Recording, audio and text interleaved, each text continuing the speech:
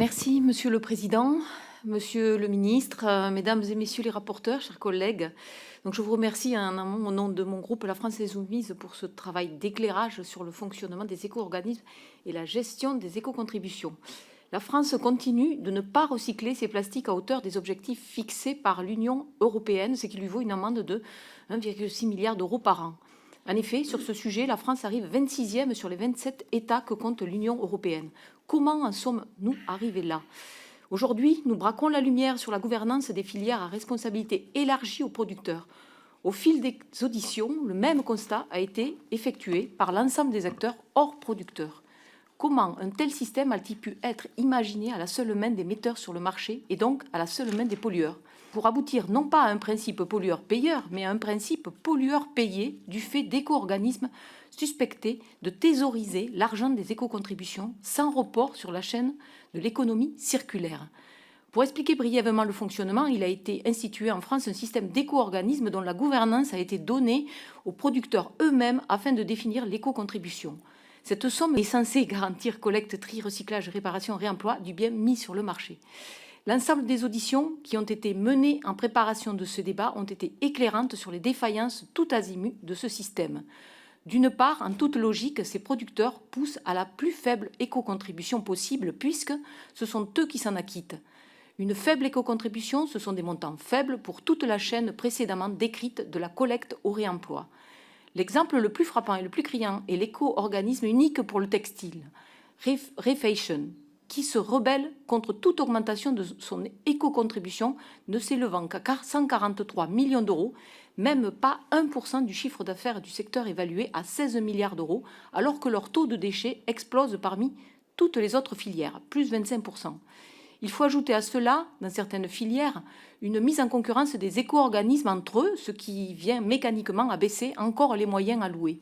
Les entreprises ont adhéré à l'éco-organisme le moins cher et forcément moins disant pour le recyclage et le réemploi, car in fine, c'est moins d'argent pour tous ces postes.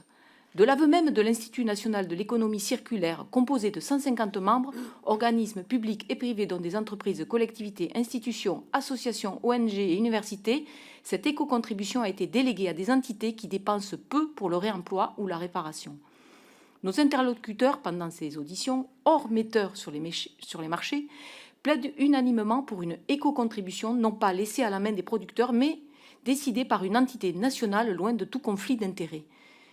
Comme si cela ne suffisait pas, l'opacité du fléchage des fonds par les éco-organismes est également pointée. Dans d'autres pays européens fonctionnant avec des éco-organismes comme en Belgique, ce sont les collectivités territoriales qui donnent la facture aux éco-organismes. Chez nous, les éco-organismes qui devraient être les exécutants sont, comme contre toute logique, des décisionnaires. L'Institut national de l'économie solidaire surenchérit en affirmant que les filières à responsabilité élargie aux producteurs se sentent libres de faire ce qu'elles veulent car il n'y a pas de sanctions. Jean-Charles Coudron, le directeur de la supervision des filières responsabilité élargie des producteurs pour l'ADEME, a clairement indiqué qu'au 1er juin 2025, leur manquait toujours la moitié des données de 2024 permettant de juger de l'atteinte de ces objectifs.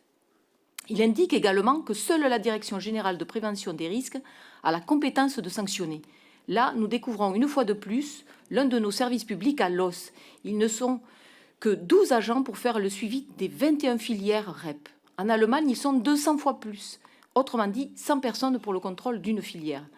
Les collectivités territoriales ont dressé également le constat que nombre d'objets sont classés non recyclables, tels que les éponges, ustensiles de cuisine, rasoirs jetables, brosses à dents, et que ce sont les collectivités qui sont taxées sur ces ordures ménagères qu'il faut stocker et incinérer.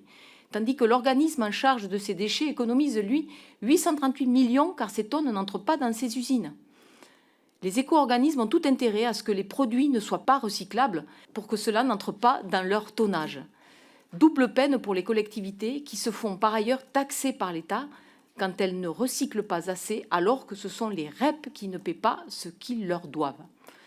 Lors de ces auditions, nous avons donc mis en jour des défaillances totales d'un système laissé à la main des producteurs payeurs sans qu'aucun objectif clair ne leur soit donné et sans que la procédure de vérification de ces objectifs comporte une sanction viable. L'ensemble des acteurs hors producteurs interrogent l'absence manifeste de l'État dans le contrôle et la sanction à l'égard des filières REP.